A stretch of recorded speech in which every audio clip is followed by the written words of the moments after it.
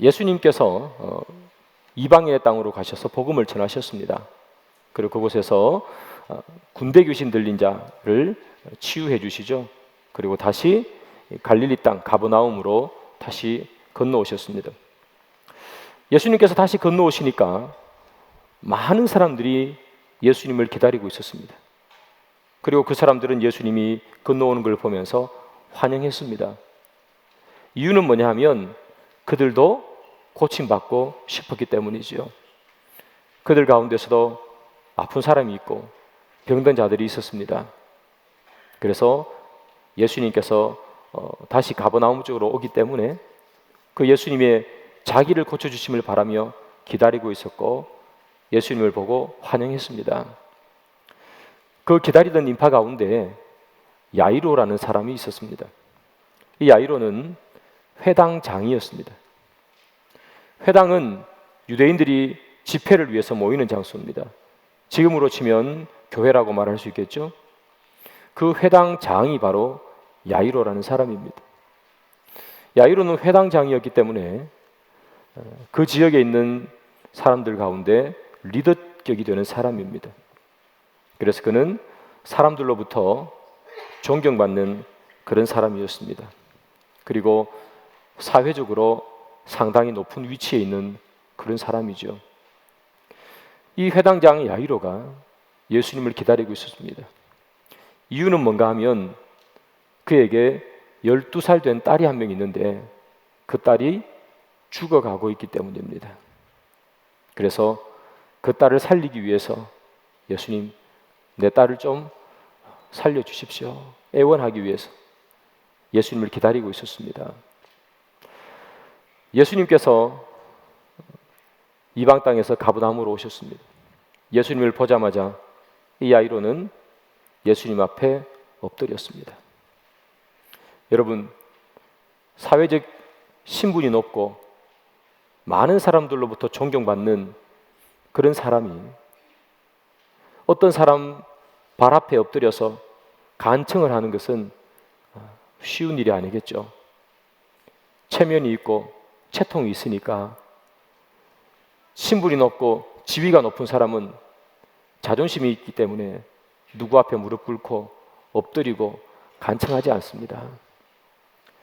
그럼에도 불구하고 이 야이로가 많은 사람들이 보는 그 길가에서 엎드려 예수님께 간청하는 이유는 딸이 위중했기 때문이에요.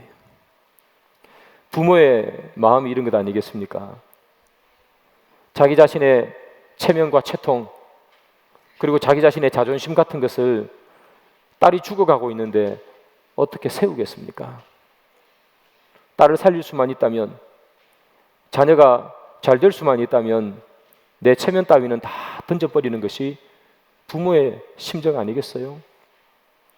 이 아이로는 바로 그런 심정을 가지고 예수님 앞에 엎드린 거예요. 그리고 간청하죠. 예수님, 나에게 딸이 있는데 12살입니다. 이제 인생 딱 12년 살았습니다. 그 아이가 뭘 알겠고 그 아이가 얼마나 컸다고 이렇게 죽어야 합니까? 내 딸을 좀 살려주십시오. 그렇게 이야기한 거예요. 여러분, 이 야이로가 예수님 앞에 그렇게 엎드려서 살려달라고 했던 이유는 예수님께서 자기 딸을 살려주실 것을 확신했기 때문입니다. 그는 나인성 과부의 아들이 죽었다가 예수님께서 살렸다는 사실을 소문을 통해 들었겠죠. 백부장의 종도 살렸다는 사실을 들었을 것입니다. 예수님께서 귀신 들린 자, 아픈 자, 병든 자 다 치유해 주셨다는 사실을 알고 있었을 것이에요. 그래서 이 야이로는 예수님 앞에 가서 예수님만 만나면 내 딸 살 수 있다는 확신을 가지고 그렇게 예수님 앞에 엎드려 있는 것이겠죠. 예수님께서 이 야이로의 간청을 듣습니다. 그리고 딸을 고쳐줘야 되겠다 하는 마음이 생겨서 야이로의 집으로 함께 갑니다. 예수님께서 야이로의 집으로 함께 가는 그 즈음에 야이로의 집에 있던 어떤 사람이 급히 달려옵니다. 그리고 야이로를 만나서 이렇게 얘기하죠. 주인님, 큰일 났습니다. 따님이 죽었습니다. 이렇게 얘기합니다. 딸이 죽었습니다. 여러분, 이 야이로는 정말 신락 같은 희망을 갖고 있었어요. 자기 딸이 죽어간다는 사실을 알고 있었습니다. 그래서 그는 예수님 이분만이 살릴 수 있다, 예수님 오기를 초조하게 기다리고 있었을 것 아니겠습니까? 드디어 예수님을 만났습니다. 그리고 이 그 신락 같은 희망에 조금 더 불이 붙어 있는 거죠. 이제 살 수 있을 것 같아. 그러면서 여러분, 예수님과 함께 이 야이로가 자기 집으로 가면서 어떤 마음을 가지고 갔겠어요? 이런 마음이었을 것입니다. 저도 아마 그런 마음을 가졌을 것 같아요. 우리 애가 아프면. 딸아, 살아만 있어라. 숨만 쉬고 있어라. 내가 예수님을 만났다. 내가 예수님과 함께 지금 집으로 가고 있으니 조금만 견뎌다오. 힘들어도 살아만 있어다오. 그 심정 아니었겠어요? 그 심정 가지고 집으로 가는 거예요. 희망도 있었겠죠. 예수님 만났다는 힘. 그런데 비보를 접하는 거예요. 딸이 죽었습니다. 이때 아버지의 마음은 억장이 무너지겠죠.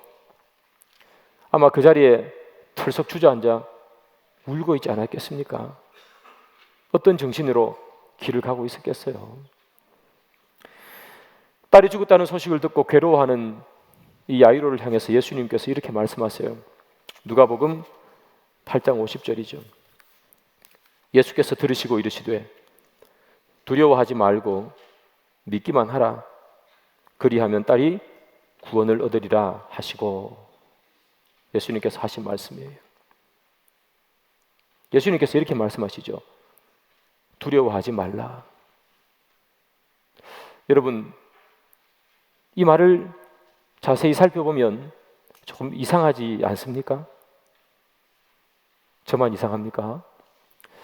저는 이 문장을 읽으면서 조금 이상했습니다. 왜 이상한가?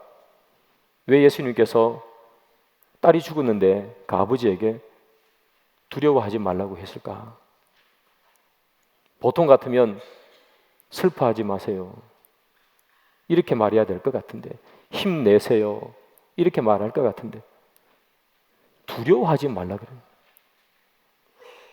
딸이 죽은 것과 두려운 것은 무슨 상관이 있을까?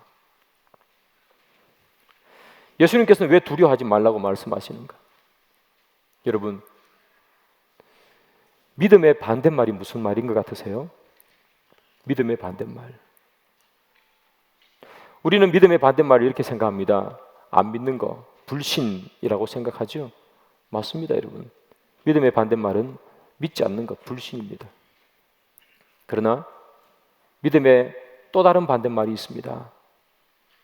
그것은 바로 두려움입니다. 왜 두려운가? 믿음이 없으면 두렵습니다. 여러분, 딸이 죽었다 하는 이 소식을 듣고 야이로가 어떤 마음을 가졌는지 성경은 기록합니다. 8장 50절인데요. 예수께서 이를 들으시고 이르시되 두려워하지 말고, 이렇게 얘기합니다. 두려워하지 마. 야이로가 두려워했기 때문이죠. 두려워하지 마. 왜 두려워했겠습니까? 야이로가 예수님이 옆에 계신데도 불구하고 왜 두려워했어요? 두려움의 반대말, 믿음. 믿음이 없기 때문입니다. 분명히 들었습니다. 나인성 과부의 아들을 살렸다는 소식을 들었습니다. 그런데 그에게는 믿음이 없기 때문에 두려워했다는 거예요. 여러분, 야이로는요, 예수님께서 자기 딸을 고쳐주실 것을 확신했습니다. 확신은 믿음이 아닙니다, 여러분. 확신은 믿음이 아니에요. 확신이 믿음이라면 그는 예수님이 옆에 계시기 때문에 내 딸을 다시 살리실 거야. 나인성 과부의 그 죽은 아이, 관 속에 들어간 아이도 예수님께서 살리셨는데 내 딸도 살리실 거야. 확신이 믿음이라면 아마 야이로는 그렇게 생각했을 것입니다. 그러나 확신은 믿음이 아닙니다. 믿음이 뭔가? 믿음은 두려워하지 않는 것입니다. 딸이 죽었어도 예수님께서 옆에 계시기 때문에 두려워하지 않는 것. 인생의 폭풍과 몰아쳐도 주님께서 내 앞에 계시기 때문에 벌떡 일어나 물 위를 걸어갈 수 있는 것, 폭풍우를 두려워하지 않고 주를 향해 걸어갈 수 있는 것이 믿음이에요. 내가 원하지 않는 일이 생길지라도 주님이 나와 함께 있기 때문에, 임마누엘 하시기 때문에 두려워하지 않는 것, 우리는 그것을 믿음이라 그렇게 표현합니다. 여러분, 예수님께서 무엇이라고 말하는지 50절을 다시 한번 보겠습니다. 예수께서 들으시고 이르시되 두려워하지 말고 믿기만 하라. 이렇게 두려워하지 말고 믿기만 하라는 거예요. 믿기만 하라. 믿으면 두렵지 않습니다, 여러분. 왜 두려운가? 믿음이 없어서 두렵습니다. 우리는 인생을 살면서 많은 인생의 아픔과 질고를 우리 몸속에 지고 살아갑니다. 인생의 아픔을 안고 살아갑니다. 그렇다면 우리가 어떻게 예수를 믿는 사람인지 세상 앞에 나타낼 수 있는가? 두려워하지 않는 것으로 나타내는 거예요. 두려워하지 않는 것. 인생의 광풍이 몰아쳐도 힘들어하고 어려워할 수 있지만 그것 때문에 두려워하지 않는 것. 주님이 계시기에 언젠가는 내 손을 잡아주실 거예요. 주님이 계시기에 언젠가는 이 아이를 다시 일으켜 주실 거야. 그 소망을 가지고 두려워하지 않는 것이 믿음이에요. 여러분, 베드로가 그 풍랑이 있는 그 밤, 그 갈릴리 호수를 예수님을 향해 걸어가지 않습니까? 잘 걸어가던 베드로가 그만 물에 풍덩 빠집니다. 왜 빠질까요? 성경을 보면 예수님만 바라보고 가던 그가 비바람도 보고 몰아치는 폭풍 위에 파도도 봤습니다. 그래서 무서워서 빠졌다고 성경은 기록합니다. 두려웠던 것이지요. 두려워해 물에 빠진 이 베드로를 보고요, 예수님께서 이렇게 말씀하세요. 믿음이 적은 자야. 믿음이 적은 자야. 왜 의심하느냐? 두려워하지 말라. 믿으라. 그렇게 말하는 것 아니겠습니까? 베드로가 물에 빠진 이유는 간단합니다. 두려워했기 때문입니다. 믿음이 적었기 때문입니다. 사랑하는 여러분, 믿음이 있으면 인생이 두렵지 않습니다. 주님을 의지하기 때문입니다. 그러나 믿음이 없으면 내 인생의 작은 일도 두렵습니다. 내 인생의 작은 일도 어떻게 해야 되나 떨립니다. 자꾸만 떨리니까 주를 의지하지도 못합니다. 그래서 자꾸 내 힘을 의지하는 겁니다. 여러분, 이 갈릴리 호숫가의 이 제자들, 그들은 모두 다 베드로가 배에서 나와서 예수님께 걸어가는 광경을 다 지켜봤습니다. 예수님께 가면 되는구나. 예수님께 가면 물 위를 걷는구나. 빠져도 예수님께서 손을 잡아서 건져주시는구나. 그걸 두 눈으로 똑똑히 봤습니다. 그럼에도 불구하고 제자들은 단 한 명도 배를 버리고 주님께 가지 못합니다.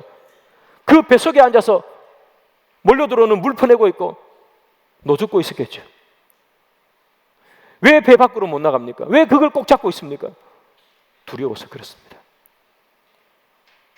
사랑하는 여러분,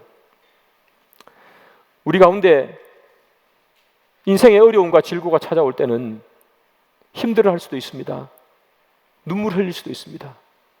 그러나 그것 때문에 두려워하지 마시고, 내 인생 어떻게 되지? 이 힘든 가운데 내일을 몰라 두려워하지는 마시기 바랍니다. 주님께서 우리와 함께 계시기 때문이죠. 다윗은요, 인생의 정말 큰 절체절명의 위기 가운데 있었습니다. 자기 아들이 자기를 죽이려고 쫓아왔습니다. 이때 다윗의 고백이에요. 시편 3편 6절이죠. 천만인이 나를 애워사 진친다 하여도 나는 두려워하지 아니하리다. 다윗의 고백이죠. 나는 두려워하지 않는다. 천만인이 나를 진치고 나를 둘러싸도 나는 두려워하지 않는다. 이것이 믿음이에요. 사랑하는 여러분, 믿음은 두려워하지 않는 것입니다. 우리 인생을 살아가는 동안에 많은 두려움이 있을 수 있겠지만 그것을 이겨내는 것이 두려움입니다. 힘들어 쓰러질 수 있습니다. 눈물을 흘릴 수 있습니다. 그러나 주님께서 우리에게 주실 것을 소망하며 두려워하지 않고 한 걸음 한 걸음 주님께 걸어가는 것, 이것을 믿음이라 그렇게 부릅니다. 사랑하는 여러분, 우리가 세상에 살면서 어떻게 힘든 일이 우리에게 있지 않고 어려운 일이 우리에게 생기지 않겠습니까? 그래서 우리가 어떻게 인생을 두려움 가운데 살지 않을 수 있겠습니까? 미래를 몰라서 두렵고요, 내가 감당할 수 없는 일이 내 인데 찾아와서 때로는 두렵기도 합니다. 그러나 사랑하는 여러분, 믿음은 두려워하지 않는다는 사실을 꼭 기억하십시오. 근거 없는 자신감이 아니라 예수님께서 내 옆에 계시니까.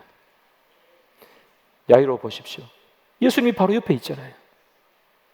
그런데 그는 두려웠어요. 믿음이 없으니까. 예수님이 살아계실 때는 예수님이 그들 옆에 있었습니다. 그러나 예수님이 승천하시고 난 후에는 성령님께서 우리 옆에 있는 것이 아니라 우리 안에 들어와 계십니다. 우리 안에 계신 주님이 우리와 함께 있기에 우리는 인생에 어려움이 와도 두려워하지 않는 우리가 되기를 소망합니다. 주님께 손 내밀고 주의 손을 꼭 잡으시는 저와 여러분 되기를 소망합니다. 예수님께서 야이로와 함께 야이로의 집에 도착을 했습니다. 야이로의 집에 도착해 보니 많은 사람들이 울고 있었습니다. 그렇겠죠. 12살, 예수님 당시에 12살은 성인이 시작되는 딱 나이가 12살입니다. 그럼에도 불구하고 12살이 성인이라 할지라도 여러분, 지금 12살이나 그때 12살이나 뭐가 크게 차이가 있겠습니까? 아직까지 어린 아이일 뿐이죠. 그 귀여운 아이가 죽었으니 그 가족, 그 식구들 뿐만 아니라 그 동네 사람들이 다 슬퍼했겠죠. 많은 사람들이 모여 울고 있었습니다. 그때 예수님께서 오셔서 죽은 아이를 이렇게 봅니다. 그러면서 이렇게 얘기합니다. 울지 말라. 죽은 것이 아니라 잔다. 이렇게 표현하죠. 잔다. 이 이야기를 듣고 그곳에 모여있던 사람들이 다 비웃었어요. 그럴 수밖에 없죠. 당연히 비웃죠. 그게 당연한 반응입니다. 아니, 이 사람은 이 아이 고쳐주러 왔다고 해놓고 어떻게 죽은 거하고 자는 거도 구분을 못하는 거예요. 여러분, 의사가 고쳐주러 왔는데 죽은 거하고 자는 거하고 구분 못하면 그게 의사겠습니까? 예수님이 딱 지금 그 형국이에요. 사람들이 보니까 아니, 이 사람은 뭐 죽은 사람과 산 사람은, 자는 사람을 구분도 못하나 비웃었어요. 사람들이 비웃는데 그 와중에 예수님께서 이 죽은 소녀에게 이렇게 얘기합니다. 아이야, 일어나라. 우리 너무나 잘 아는 아람어죠. 달리다굼 이렇게 얘기합니다. 달리다굼. 달리다는 작은 소녀여라는 뜻이에요. 굼은 일어나라. 달리다굼, 소녀여 일어나라. 그렇게 말했어요. 예수님께서 그렇게 말하니까 죽었던 소녀가 생기를 되찾고 일어났어요. 야, 여러분, 죽은 사람이 살았어요. 성경에 보니까 그 부모가 놀랐다고 되어 있어요. 놀랄 수밖에 없죠. 죽은 아이가 살았으니까. 여러분, 사람들의 비웃음이 놀라움으로 순식간에, 한순간에 바뀌어 버렸습니다. 그러면 이 놀라움, 이 비웃음이 놀라움으로 어떻게 바뀌었을까요? 비웃음이 놀라움으로 바뀐 건 다른 것 아닙니다. 죽은 것을 자는 거로 바꾸면 비웃음이 놀라움 되는 겁니다. 죽은 것을 자는 것으로 바꾸면 돼요. 여러분, 죽은 것과 자는 것의 차이가 뭐죠? 죽은 자는 다시 일어납니까? 못 일어납니까? 못 일어납니다. 자는 사람은 일어납니다. 자는 사람은 일어나요. 우리 이번 주가 신년 특세 있었죠? 애들이 신년 특별 새벽 기도에 나와가지고 그 어묵도 먹고 삼각김밥도 먹고 막 친구들하고 놀다가 집에 들어와 자는데 하루 왼종일 잡니다. 하루 왼종일 자도요, 일어나면 살아있는 거 아니겠어요? 한 달 내도록 자도 일어나면 살아있는 겁니다. 근데 못 일어나면 죽은 거예요. 그게 죽은 것과 자는 것의 차이입니다. 다시 말하면, 다시 일어나지 못하면 그건 죽은 거다. 다시 일어나면 그건 자는 거다. 잔다는 것은 뭐가 있습니까?